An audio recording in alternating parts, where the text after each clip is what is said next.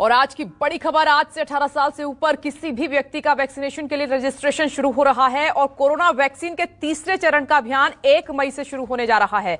लेकिन राज्य सरकारों ने, कुछ ऐसे राज्य हैं जिन्होंने हाथ खड़े कर दिए। उन्होंने कहा है कि हमारे पास वैक्सीन नहीं है तो हम कैसे इसको अंजाम देंगे, सबको कैसे वैक्सीन लगाएंगे। ये सवाल इसीलिए भी है और इसलिए उठ रहा है क्योंकि वैक्सीन नहीं मिलने की शिकायत करने वाले ये सभी राज्य कांग्रेस शासित राज्य हैं और सरकार का ये मानना है कि अब वक्त आ गया है कि 18 साल के ऊपर के जितने भी लोग इनको वैक्सीन लगे। लेकिन झारखंड, पंजाब, राजस्थान, ये कांग्रेस शासित राज्य हैं, इन्होंने कहा है कि हम कैसे वैक्सीन सभी को दें, हमारे पास तो स्टॉक नहीं है।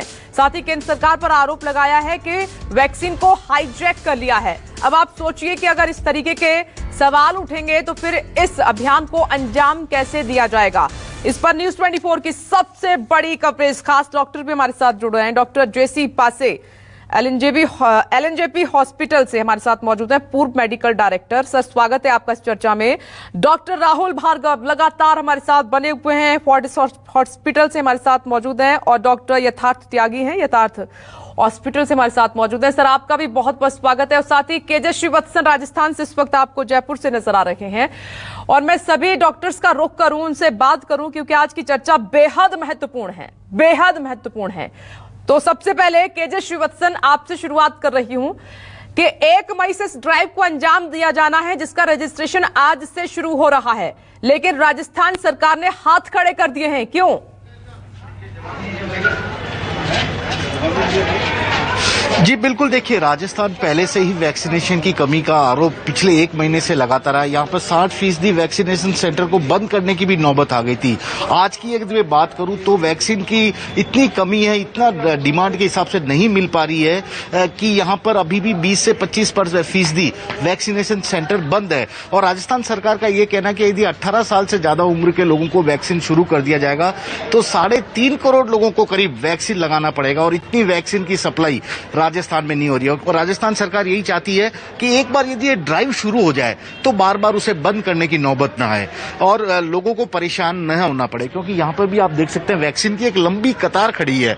हालांकि ये वो लोग हैं जो 45 साल से ज्यादा उम्र के हैं, लेकिन इन्हें भी घंटों लाइन में खड़ा होना पड़ रहा है। मैं आपको बताता हूँ कितनी देर से लोग लाइन में खड़े हैं, क्या इन्हें प्रॉपर वैक्सीन मिल रही है। मैं इन्हीं से जानने की कोशिश करता हूँ, जो अंदाजा लगा, जिसके बाद अंदाजा लगाया जाना संभव हो पाएगा कि 18 साल से उम्र वालों को जब वैक्सीन लगना शुरू होगी तो कितना बड़ी चुनौती वाला काम होगा।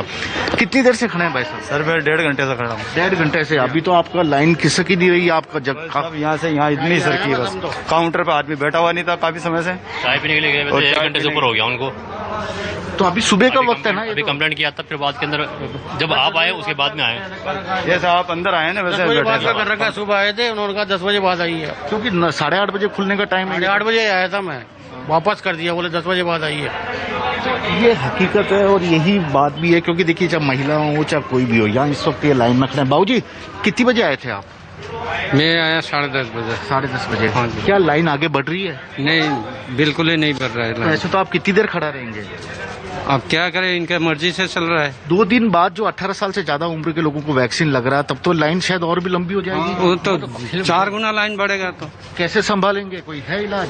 कोई है ही नहीं ऐसा। तो भाई साहब, आप कितनी बजे आए? मैं 10 बजे। तो लाइन कुछ आगे। देखिए, सोशल डिस्टेंसिंग की भी बात की जाए, यहाँ पर नहीं हो पा रही है। इस तरह की तमाम सारी चुनौतियां राजस्थान सरकार के पास, और यही कारण है कि राजस्थान के स्वास्थ्य मंत्री इस वक्त दिल्ली में मौजूद है। दिल्ली से अनुरोध कर रहे हैं केंद्र सरकार से कि वैक्सीन प्रॉपर तरीके से राजस्थान को जितनी डिमांड है दी जाए। क्योंकि अगर 20 दिन पहले की बात करूं तो राजस्थान वैक्सीनेशन में नंबर 1 राज्य था, यानी कि सबसे ज्यादा वैक्सीन यहाँ पे होता था।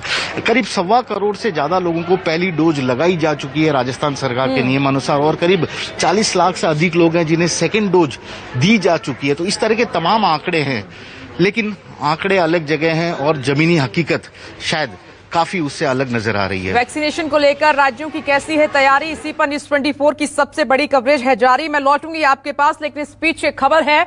झारखंड के स्वास्थ्य मंत्री का यह कहना है कि केंद्र सरकार ने दोनों वैक्सीन उत्पादन को पूरी तरह से हाईजैक कर लिया है। हम लोग उनसे वैक्सीन नहीं खरीद सकते। केंद्र सरकार को यह वैक्सीन कांग्रेस शासित प्रदेशों को भी आवंटित करनी चाहिए। और रायपुर से इस वक्त आशीष तिवारी जुड़ गए हैं ज्यादा जानकारी के साथ। आशीष, ये 1 मई से प्रक्रिया शुरू होनी है कि 18 साल से ऊपर के जितने भी लोग हैं इनको वैक्सीन लगनी है, लेकिन जिस तरीके की स्टेटमेंट है इसको कैसे देखा जाए?